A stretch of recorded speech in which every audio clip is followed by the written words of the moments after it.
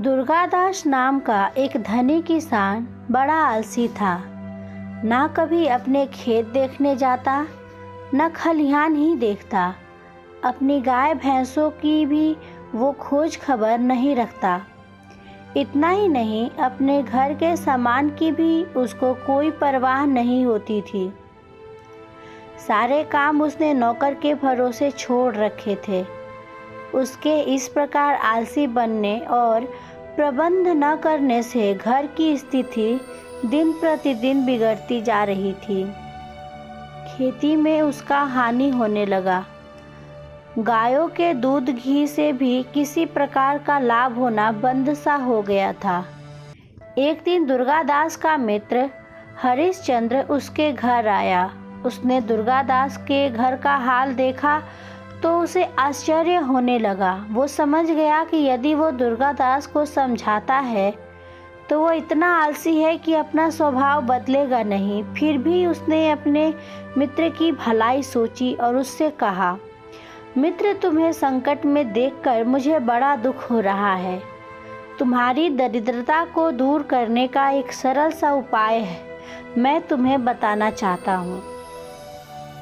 तुम्हारी बड़ी कृपा होगी, वो उपाय तुम मुझे बताओ, मैं उसे अवश्य करूँगा। अपनी परिस्थितियों से त्रस्त दुर्गादास ने कहा, सुना है कि सब पक्षियों के जागने से पूर्व ही मानसरोवर पर रहने वाला एक सफ़ेद हंस पृथ्वी पर आता है। दोपहर दिन चढ़े वो लौट जाया करता है, किंतु यह कोई नहीं बता सकता कि वह कब कहाँ आएगा। लेकिन जो कोई उसके दर्शन कर लेता है उसको कभी किसी बात की कोई कमी नहीं होती। दुर्गादास यह सुनकर बड़ा उत्साहित हुआ और कहने लगा, कुछ भी हो, मैं उस हंस के दर्शन अवश्य ही करूँगा। यह बताकर हरिश्चंद्र चला गया। दुर्गादास को उसका कथन स्मरण रहा और दूसरे दिन प्रातःकाल वह सबके जागने से पहले घर से निकल पड़ा। हंस की खोज में वह अपने खलिहान में गया। वहाँ उसने देखा कि कोई आदमी उसके ढेर से गेहूं चुराकर अपने ढेर में मिला रहा है। दुर्गादास को देखकर वो लज्जित हो गया और क्षमा मांगने लगा। दुर्गादास ने उसको क्षमा कर दिया। गेहूं समेटकर वो घर आ गया। घर आकर वो गौशाला में गया। वहाँ उसने देखा कि ग्वाला गाय का दूध दूहकर अपने घर के लोटे में डाल रहा है। दुर्गादास ने उसे डांटा। उसने भी क्षमा याचना की। दुर्गादास भीतर गया और दूध पिया, जलपान किया और फिर डंडा उठाकर खेत की ओर चल दिया। उसे दोपहर तक हंस के दर्शन करने थे। वहाँ जाकर उसने देखा कि अभी तक भी खेत पर काम करने वाले श्रमिक आए ही नहीं हैं। जब श्रमिक आए तो उसने उन्हें देर से आने का उलाहना दिया और खूब डांट फटकार लगाई।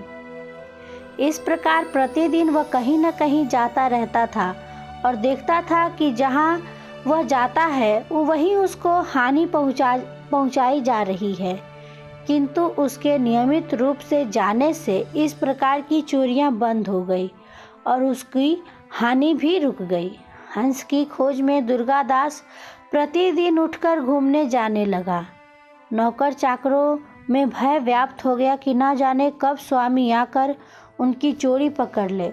इसीलिए उन्होंने चोरी और आलस छोड़ दिया। सब ठीक तरह से काम करने लगे। उसके यहाँ चोरी होना तो बंद हुआ ही, साथ ही वह निरोगी भी हो गया था।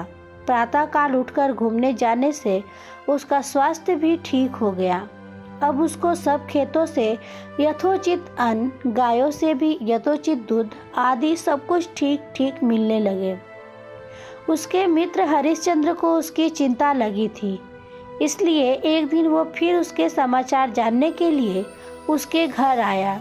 दुर्गादास उसको देखकर प्रसन्न हो गया और कहने लगा, मित्र, सफ़ेद हंस तो मुझे अब तक नहीं दिखा। जिस दिन तुम मुझे बता गए थे उसके दूसरे दिन से ही मैंने उसकी खोज आरंभ कर दी थी, किंतु उसकी खोज में लगने से मेरा सारा घर और काम धंधा व्यवस्थित हो गया और मुझे जो हानि हो रही थी वो रुक गई तथा पूर्ववत लाभ होने लगा है। हरिश्चंद्र को हंसी आ गई। बोला, परिश्रम करना ही वो सफ़ेद हंस है। परिश्रम के पंख सदा उजले होते हैं। जो स्वयं परिश्रम न करके अपना काम नौकरों पर छोड़ देता है वो हानि उठाता है। मैं जानता था कि यदि तुम्हें आलस छोड़ने का परामर्श देता तो तुम उसे स्वीकार नहीं करते, किंतु मैंने तुम्हें आसान रास्ते का लालच दे दिया और तुम उसके अनुसार काम करने लगे तो तुम्हारा सब कुछ व्यवस्थित हो गया।